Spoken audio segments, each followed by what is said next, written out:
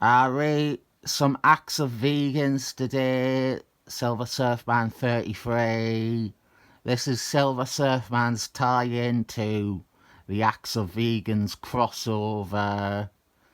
A very loose tie-in that I suppose isn't even a tie-in, and just a use of the theme.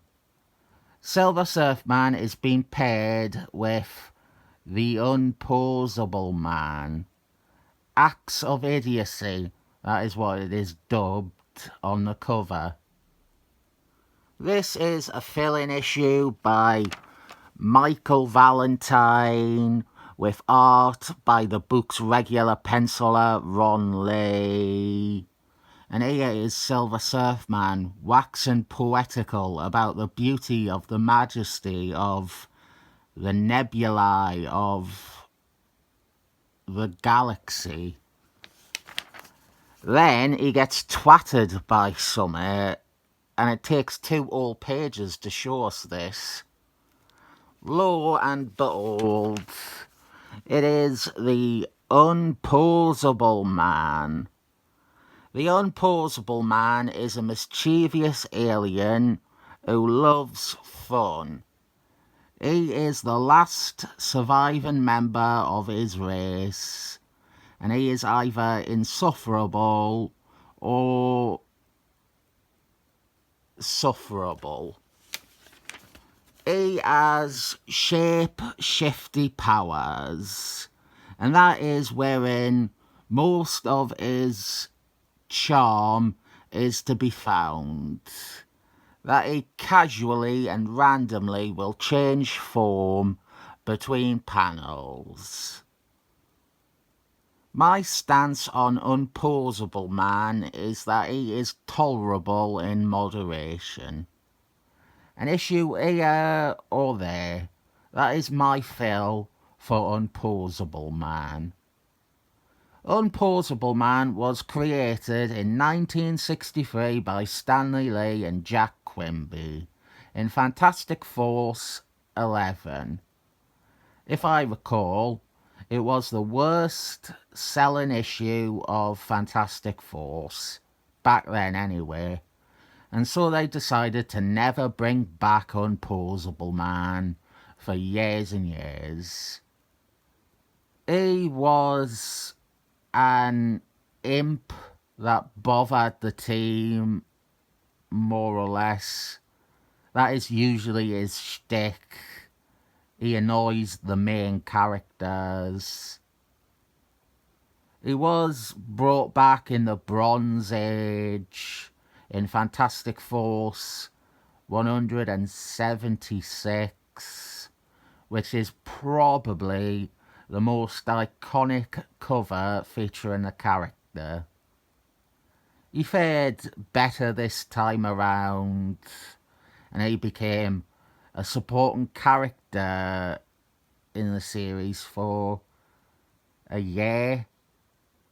Then Invisible Wife told him to fuck off because he was annoying, so he turned into a bumblebee and flew off.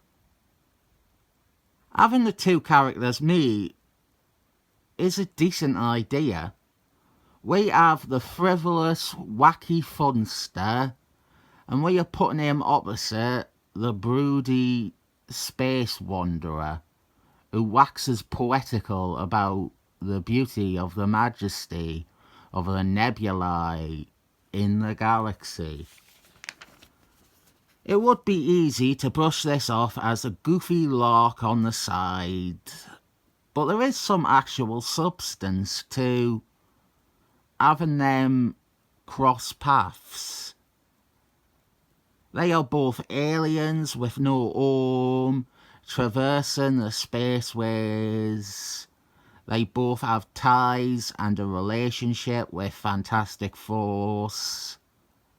Galactus Man, he ate Unposable Man's own planet, which they mention on these pages.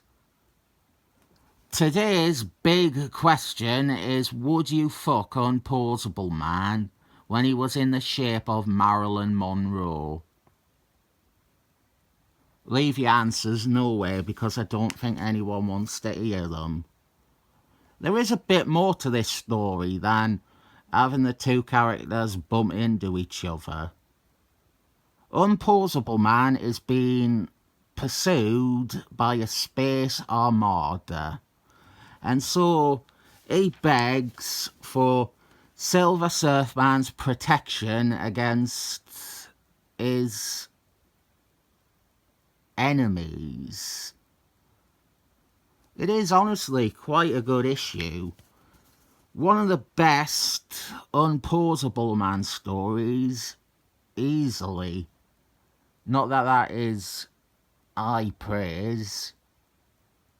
I have got some more Unpausable Man recommendations for this section.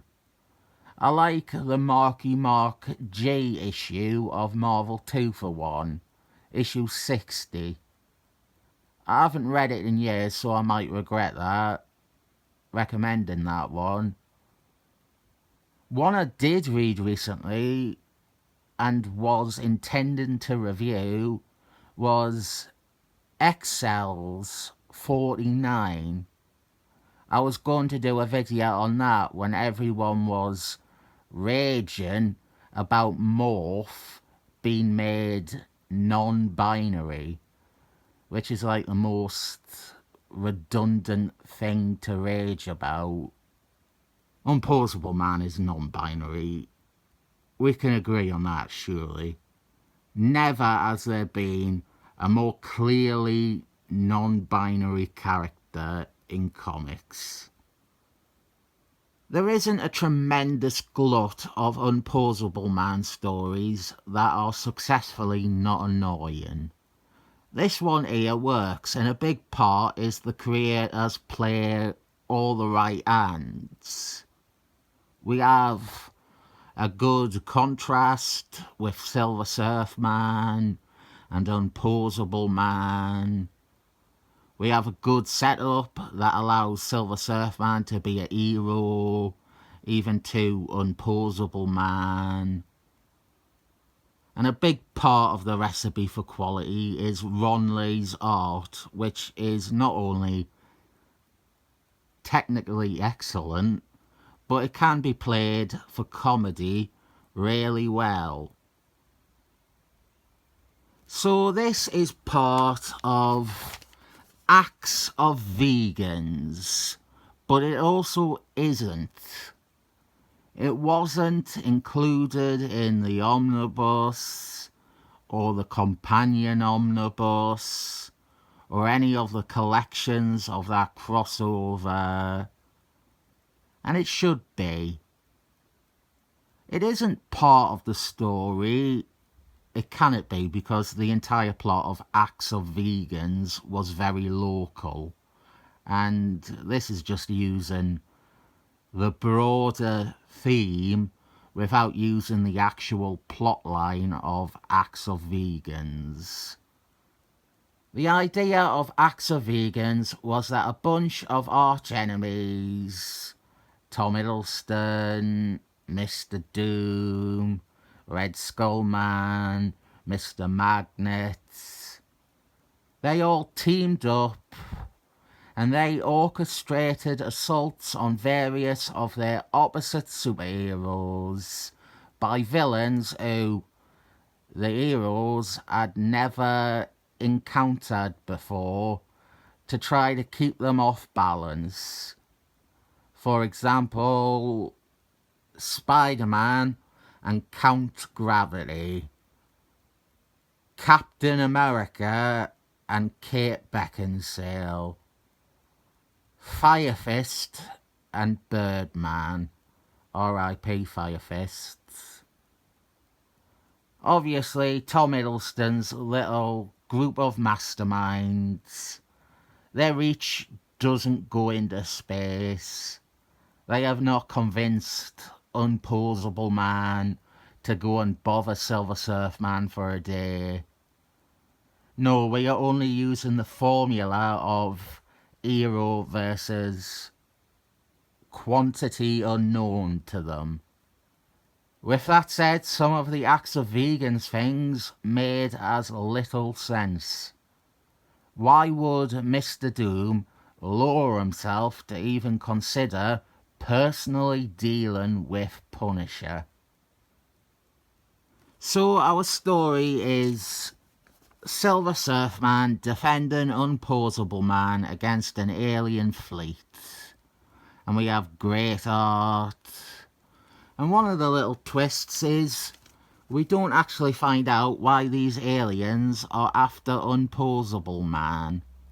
We never learn the details of what he is meant to have done that caused such an affront to their queen, which resulted in them needing to execute him.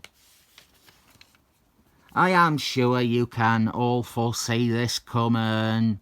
You can guess what I am going to mention about Silver Surfman and Unpausable Man. Only 3 issues after this, Silver Surfman, he is faced with an unthinkable foe that he has never ever gone up against before. And you won't believe who Silver Surfman is fighting. It's Unpausable Man again. The entire basis of that story is that Silver Surfman is too serious and he needs to lighten up once in a while. And this cartoon alien is new and presenting something that Silver Surfman had not considered before. It is verbatim, this issue. It is embarrassing that it exists. I would understand if there were 3 years between the 2 stories with the same overall idea, but 3 issues apart, same editor and everything. They are the exact same story. They have the exact same artist even. It is unfathomable that any editor would run a repeat on the same plot with the same idea of it being a new thing months apart. On its own, this is fun. This is a nice fill-in issue, and it has some decent writing and art attached to it. The rerun that they do in a few issues' time is competent, but it is insane to me that much of the same people did the same story with the same characters and the same message, and surely they must have thought we would never notice. This is good though. I suppose I recommend it. It is a good non-committal issue, one and done. Nothing heavy, nothing weighty, and best of all, no rape. So I will impossibly give it 7 thumbs up.